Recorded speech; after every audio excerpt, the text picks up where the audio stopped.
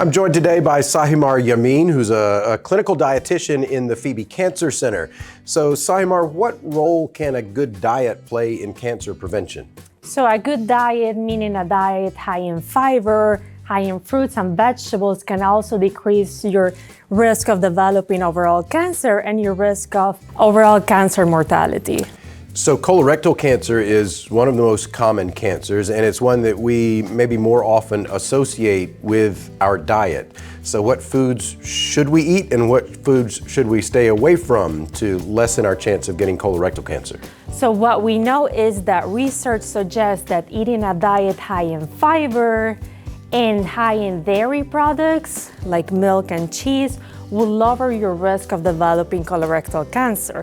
On the other hand, consuming alcohol, red meats, and processed meats will actually increase your risk of developing colorectal cancer. I love cheese, so I like to hear that. So what should our plate look like? What is a healthy plate of food? What should it be? Okay, so it should look something like this. Like we mentioned, we want to do a lot of fiber, and that fiber will come from non-starchy vegetables like broccoli, asparagus, carrots, salads. So you want to fill half of your plate with plenty of vegetables, all colorful vegetables.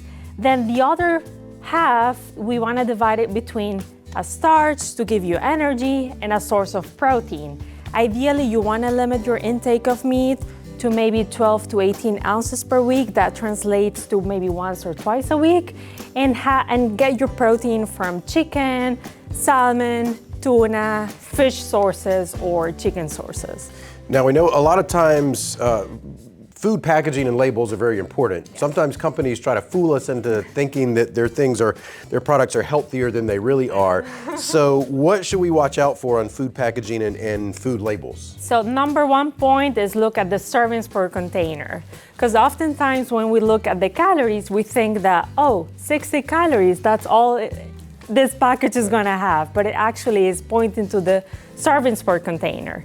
So looking at the calories, the total fat, you don't want to get something with trans fat. And the sugars will also give you good information. But an important point to note is that ingredients in a food label are always going to be listed from the highest content to the lowest content. So for example, if you buy some cereal and sugar is the very first ingredient, that tells you a lot. Maybe stay away from that. Absolutely. So you work with cancer patients in the Phoebe Cancer Center. How important is a good diet for people undergoing cancer treatment?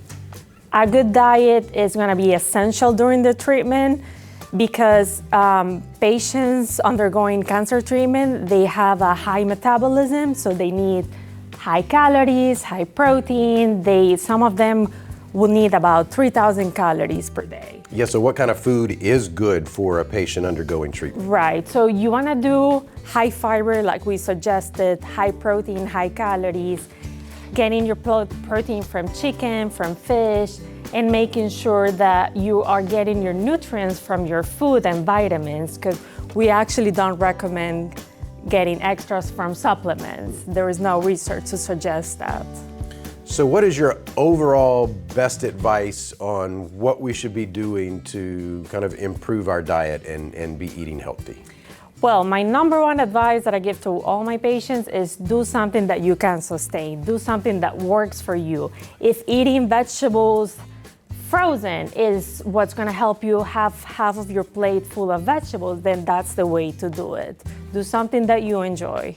Got to stick with it. Yeah. All right. Sahimar, thank you very much for sharing your expertise with us. Thank you for having me. Sure.